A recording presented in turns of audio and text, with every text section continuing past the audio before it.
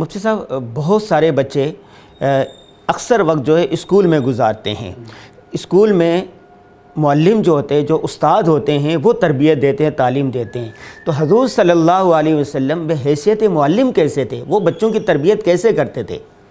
بڑا اہم سوال ہے، اللہ آپ کو جزائے خیر دے. دیکھیں جو نیشن بلڈنگ ہوتی ہے نا، قوم کی کردار سازی، وہ بنیادی طور پر معلم کے ذمے ہے. یعنی آج بھی دنیا میں بڑی قومیں وہ ہیں جو اپنے معلم کی بڑی عزت کرتی ہیں. اللہ کے نبی صلی اللہ علیہ وسلم نکل رہے ہیں مسجد نبوی میں، 2 حلقے لگے ہوئے ہیں. ایک حلقہ علم کا، جو صحابہ علم کا مذاکرہ کر رہے ہیں، یعنی نالج شیئرنگ کر رہے ہیں. دوسرا حلقہ ذکر کا، جو ذکر کر رہے ہیں، اللہ کا ذکر. اللہ کے نبی کس حلقے میں بیٹھتے ہیں؟ علم کے حلقے میں. ہماری ترجیح شاید یہ ذکر والا زیادہ نیک ہے. اللہ کے نبی علم کے حلقے میں بیٹھتے ہیں جہاں علم سیکھا سکھایا جا رہا ہے. اور آپ فرماتے ہیں، یہاں پر وہ مشہور حدیث آپ نے فرمائی، انما بعثت معلما، اللہ نے مجھے ٹیچر بنا کے بھیجا ہے، معلم بنا کے. تو جس رول کو اللہ کے نبی فرمائیں یہ میرا اساسی رول ہے. آپ کے تو بیسیوں سینکڑوں رول ہیں اللہ کے نبی کے، لیکن جس کو کہیں وہ رول کتنا بڑا ہوگا. پھر آپ نے کر کے بھی دکھایا. آپ صلی اللہ علیہ وسلم ہر وقت سکھانے والے ہوتے تھے، اور صحابہ آپ صلی اللہ علیہ وسلم سے سیکھ رہے ہوتے تھے. چنانچہ جو اصحاب صفہ تھے وہ رسول اللہ سے سیکھ رہے ہوتے تھے. آپ نے علم کی پیاس ڈالی ان کے اندر. یہ ہے کہ قوم کے اندر یہ احساس کہ ہمیں آگے بڑھنا ہے. چنانچہ عمر رضی اللہ تعالیٰ عنہ میں ایسی پیاس آئی کہ وہ جو ہے انہوں نے باری مقرر کر لی، کاروبار بھی کرنا تھا. ایک دن میں دکان پہ جاؤں گا، اپنے پارٹنر کو بولا تم سارا دن اللہ کے نبی کے پاس بیٹھنا، رات کو مجھے بتانا کیا بات ہوئی، علم سیکھنا. دوسرے دن میں بیٹھوں گا تو میں بتاؤں گا باریاں. اصحاب صفہ ابو ہریرہ رضی اللہ عنہ سے بعد میں ایک صحابی نے پوچھا، ابو ہریرہ تم 3 سال رسول اللہ کی صحبت ملی، ایسے صحابہ بھی ہیں جن کو 20-20 سال ملی، تمہیں اتنا علم کہاں سے آ گیا؟ کہا کہ تم سارے تو کاروبار وغیرہ کرتے رہتے تھے، اور میں اللہ کے نبی کے دروازے سے لگ کے بیٹھا ہوتا تھا، 2 دن کھانا نہیں ملتا تھا، میں ہٹتا نہیں تھا وہاں سے جا کے. تو اس لیے مجھے اتنا علم ملا کہ میں وہاں سے ہٹتا کوئی نہیں تھا. نوجوان صحابہ عبداللہ بن عباس، عبداللہ بن عمر، ابو ہریرہ، اللہ کے نبی، انہوں نے آج تک ان کا علم ہم بانٹ رہے ہیں. اللہ کے نبی نے علم کے طریقے بھی سکھائے. چنانچہ آپ صرف زبان سے بات نہیں کرتے تھے، آپ پریکٹیکل کر کے دکھاتے تھے. آج دنیا میں جو ایجوکیشن پیڈاگوگی ہے، اس میں کہا جاتا ہے جناب استاد زبانی باتیں نہ کرے، کتابی، استاد پریکٹیکل دکھائے. اب مثلا میں ایک موٹی مثال دوں، سب سے بڑی عبادت کون سی ہے اسلام میں؟ نماز. نماز حدیثوں میں یہ نہیں ہے آپ نے فرمایا ایسے کرو ایسے کرو، ایسا ہے ہی نہیں. آپ نے فرمایا صلو کما رأیتمونی اصلی، ایسے نماز پڑھو جیسے مجھے دیکھ رہے ہو.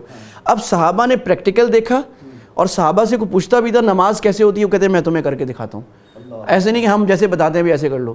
وضو کہتے ہیں میں کر کے دکھاتا ہوں. اور پھر آخر میں کہتے تھے ایسے ہم نے اپنے حبیب کو وضو کرتے ہوئے دیکھا.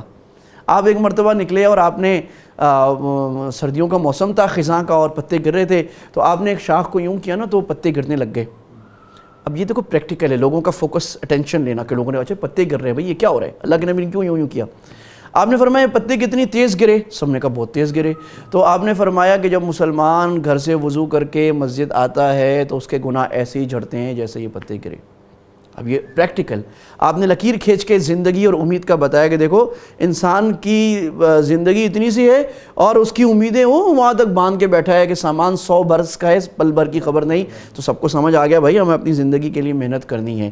آپ صلی اللہ علیہ وسلم ہنسی میں تعلیم دیا کرتے تھے، خطبے میں تعلیم دیا کرتے تھے، چلتے ہوئے بات کر دیا کرتے تھے.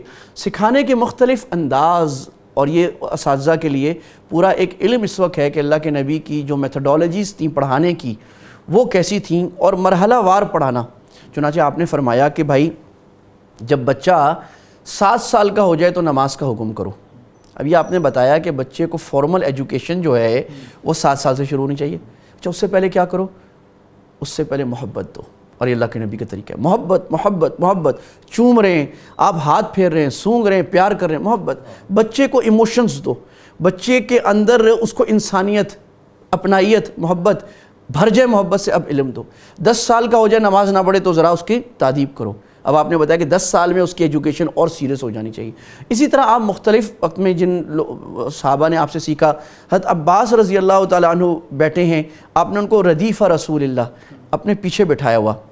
تو آپ فرما رہے ہیں یا غلام، میرے پیارے بچے دیکھو، احفظ اللہ یحفظک، اللہ کی حفاظت کرنا، اللہ تمہاری حفاظت کرے گا. تو علم صرف درسگاہ میں نہیں ہوتا. آپ گھوڑے پر بیٹھ کے کہیں جا رہے ہیں، آپ بات کر رہے ہیں، ان کو سکھا رہے ہیں مختلف جگہوں پہ، میدان میں آپ سکھا رہے ہیں، فوجیں لگی ہیں آپ وہاں پر سکھا رہے ہیں، دیکھو بھئی ابھی یہاں کا دین یہ ہے، جنگ کا دین یہ ہے، گھر کا دین یہ ہے۔ مارکیٹ میں آپ چلے گئے، مارکیٹ میں اب بازار میں کون سی ایجوکیشن، آپ بازار میں ایجوکیٹ کر رہے ہیں۔ آپ نے فرمایا یا معاشر التجار، تاجروں، سارے ٹینشن ہو گئے، اپنا کاروبار ہو چھوڑ کے دکانیں لگی ہوئی ہیں، بازار مدینے کا لگا ہوئے، صحابہ ہیں سارے متوجہ، اللہ کے نبی نے ہمیں بلایا۔ آپ نے فرمایا تحشرون یوم القیامت فجار، تم سارے فاسق فاجر حالت میں قیامت میں جمع ہوگے، الا من اتقى وبر وصدق، ہاں جو نیکی کرے، سچ بولے اور اللہ سے ڈر جائے وہ نہیں، ورنہ تاجر جہنم میں ہو جائے گا۔ سارے ڈر گئے۔ تو آپ بازار کا دین سکھا رہے ہیں، ہر جگہ جا کر وہاں کا دین۔ تو ایجوکیشن کا مطلب یہ کہ ایجوکیشن میں آج ہنڈریڈز اینڈ ہنڈریڈ ڈائمنشنز ہو گئی، انجینئرنگ کی کتنی فیلڈ بن گئی باجی، یہ ساری چیزیں اللہ کے نبی کے طریقے کے اندر آ جاتی ہیں۔ دنیا کا علم آپ نے منع نہیں کیا۔ آخری بات، آپ نے حضرت زید کو بھیجا کہ یہود کی زبان سیکھ کے آؤ۔ آپ نے منجنیق، جب دشمن کی ہمیں کہیں سے ٹیکنالوجی ملی، آپ نے لیا اس کو، کیٹاپلٹ کو لیا، منجنیق کو لیا۔ آپ کو حضرت سلمان فارسی نے مشورہ دیا کہ فارس والے ایسا، ان کا علم یہ ہے کہ وہ خندق کھودتے ہیں۔ آپ نے نہیں کہا ہم کافروں کا علم ہے ہم نہیں لیتے، آپ نے کہا نہیں لیتے ہیں۔ دنیا سے کہیں بھی علم ملے مسلمان کو لینا چاہیے، لیکن اسلام اور نبی کی حدود۔